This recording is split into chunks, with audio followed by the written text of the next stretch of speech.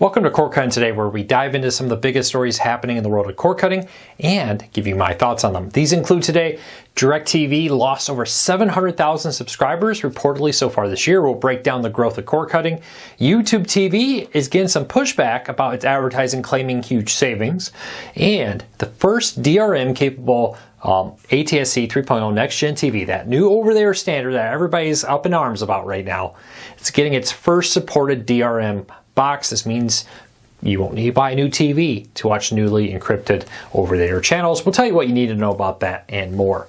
First though, hey, if you're new here, you want to read about these stories, check out the show notes down below and in the first pinned comment, pull a link to each story there so you can read about them for yourself and come up with your own opinions. If you're new here or you've been here a while, help me out. Hit that subscribe button or hit that thumbs up. Doing one or both lets YouTube know you enjoy what we do here, so YouTube recommends our videos to more people, helping us grow, helping us support our families, and hopefully helping you break free from the high cost of cable TV and still watch the shows you want. So with that said, let's dive into it. DIRECTV has reportedly lost 750,000 subscribers. Why do we say reportedly when all the other numbers are confirmed? Well, DIRECTV is now a privately held company, though it's majority owned by AT&T. And in that, it comes down to the fact that they don't report their numbers anymore. But the Leachman Research Group, which is a very established research group that studies this, has been keeping tabs on their numbers, and they pinned the number in the first half of 2023 at 750,000 subscribers lost. Not the worst. Comcast lost over 1 million subscribers during the same period, but still a hefty loss there. Some of that has to be accounted for the loss of NFL Sunday Ticket. A lot of people don't have that now. You can get it streaming with YouTube and YouTube TV. Maybe that pushed some people to finally break free that were keeping it for that one reason. Now, a lot of people are going to point to the Nexstar fight where a lot of locals from DIRECTV are currently dark. I don't believe that's as big of an issue here. That's something that's going to appear in Q3, and this is just 1 and 2. We'll see Q3 numbers. How has that played out? Has a lot of people jumped ship because of that? That fight doesn't look like it's coming up anytime soon to be fixed. They're suing each other. DIRECTV's suing Nexstar. Nexstar is replying. DIRECTV is asking the FCC to investigate Nexstar. It's getting ugly there. So that could maybe also have a negative impact on their subscriber numbers going forward. We'll see how that plays out with football season coming up. But 750,000 people so far in the first quarter have reportedly canceled DIRECTV. Were you one of them? I want to hear from you. What was the final straw? Leave me a comment, let me know. All right, YouTube TV is being asked to stop claiming it's saving you $600 versus having cable over a year. Now, this has been an little thing that they've had in a lot of their marketing, a lot of their advertising, that they have the ability to have $600 in savings versus cable TV. Now, they add that up, and I actually think there's a lot, probably truth to it, the number, but I haven't run the numbers myself. They're including things like fees and device rentals and more. And they say when you add all that up versus our service, you'll save about $600. A couple cable companies recently, when they switched their customers over to YouTube TV, use that number also. But the National Advertising Division has reportedly sent them a recommendation, basically, to stop using that claim. Now, the Bureau here basically says, hey, we don't like that. Maybe you can't prove it. I don't know. It's kind of weird. But we want you to stop using that. I wonder a little bit here if YouTube TV could prove that, because it seems like a pretty reasonable amount from what I talked to my readers. A lot of readers save about that or more a year in cord cutting. But leave me a comment, let me know, how much are you saving by going with services like YouTube TV? Do you think YouTube should be forced to stop claiming $600 in savings? Or do you think that they're perfectly within their rights to do that? Leave me a comment, let me know. All right, ATSC 3.0, the new next-gen over-the-air TV. Yes, that thing you put up an antenna and you receive over-the-air TV has been a very hot topic. It launched a few years ago. It's really rolling out heavily this year. And one of the big complaints is they started rolling out DRM this year, encrypting over-the-air free channels here at a time where if you didn't go buy a new TV, and they weren't the cheapest TVs, they were all $500 or more TVs, you didn't have a tuner that could do the DRM. A lot of these set-top boxes that went on the market didn't support it. Well, now the first set-top box is now shipping. The ADTH, I'm not really sure if that pronounces anything. It's 3.0 next-gen TV box started taking pre-orders back in May, was originally going to release in July. They pushed it back to August. Well, now it's shipping. Customers who have pre-ordered this box, which includes the DRM support, are going to start seeing their box shipped this week. I've talked to the company there and confirmed it. Pearl TV also confirmed it to us. Also, that this box is now shipping. Now, it's still on sale for under $100. Few catches here. There's still new customers who sign up right now are still listed as pre-orders. No word on when shipments will come for customers who order it today. But if you pre-ordered it, I'm assuming kind of going roughly in order of who pre-ordered it, your boxes will start shipping this week, meeting their updated claim that will ship in August. So good news there. They are coming. We are very happy to see finally that there's a DRM box on the market. Are we still happy about DRM? Not really. I think one of the big failures here, I've said this over and over again, TV stations should have waited until devices like this were on the market, or current devices updated to support the DRM. Having it launch DRM when most cord cutters who had, at least the ones who had boxes, were unable to watch it, I think that was a mistake.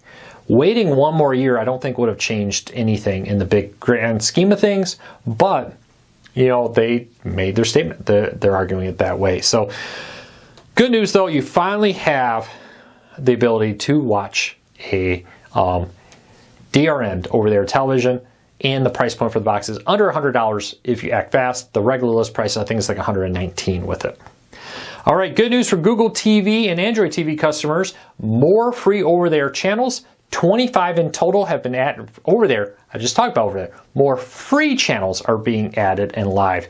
So in that new live tab where you find over 100 and soon to be over 800, they claim, live TV channels. 4 from NBC are coming, which include Murder, She Wrote, Universal Crime, and a couple Spanish channels are coming there. In total, Google says they added 25. At the time of my recording, Google did not list out the 25 they added. Did you notice any? Leave me a comment. We've reached out to Google to try to get the full list.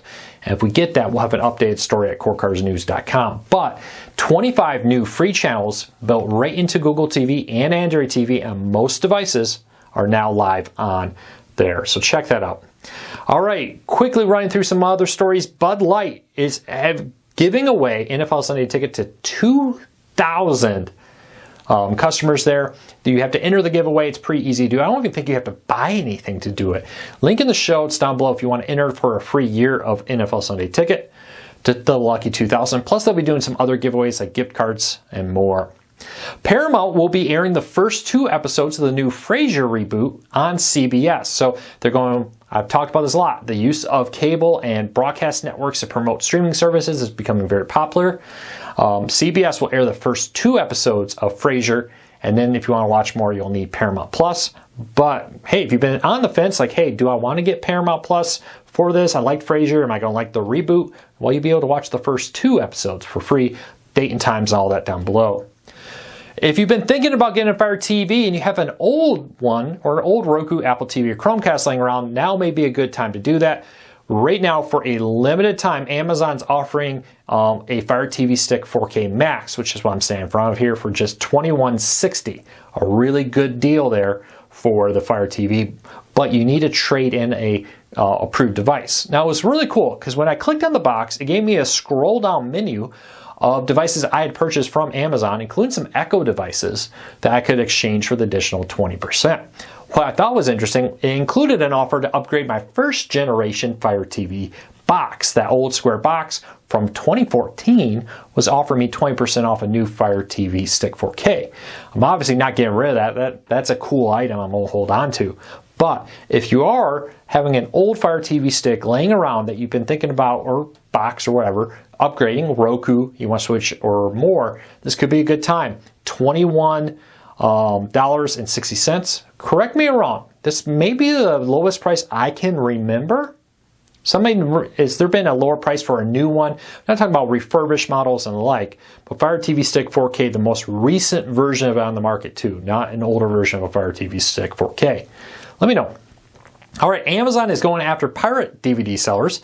So DVD pirating is not what it used to be, but it's still pretty popular. And there was a collection of websites that were selling basically knockoff DVDs. These were pirated DVDs that they either download or stream. Remember the day of camcorders? Well, Amazon is suing multiple websites to crack down on the pirated DVD movement, and they're really going after them hard. Now, Amazon still makes a lot on DVDs, and I'm sure they're saying, hey, this company is selling cheap DVDs, knockoffs, illegal of major movies. We need to put it under because they're negatively impacting us. We'll see how this all plays out, but Amazon going after DVD sellers. Remember the days of going to a flea market and some random guy has or woman has tons of DVDs laying on the ground? Yeah, I remember those days. I kind of miss the old flea market here that's no longer by where I live. It's now apartments, sadly, though people need places to live. All right, last story up of the day. IBM is selling off the Weather Channel's website and all of its weather assets. Now, big clarification. We talked about this, and I even in the story just said the Weather Channel's website. So the Weather Channel and the Weather Channel website have been owned by two different companies. So the Weather Channel is not getting a new owner. But the website, weather.com, which just says the Weather Channel on it, currently next to it says an IBM company, is selling. And IBM will maintain access to some of the data that's acquired from weather, but IBM is getting out of the weather business. So weather.com, your weather app, if you use their app and more, that's what's getting a new owner.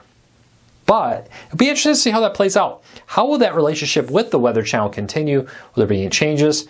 I actually like Weather app, the Weather Channel's app for one reason. It's got a widget on my Android home screen that auto updates depending on wherever I am. So when I travel, I don't have to enter a new location. It follows me and does a very nice job with the weather widget. Beyond that, I haven't really been all that attached to weather.com. Are you? What's your favorite weather app or service? Leave me a comment, let me know. Now with that said, have a fantastic day. Take care. We'll talk again tomorrow. Take care, everybody.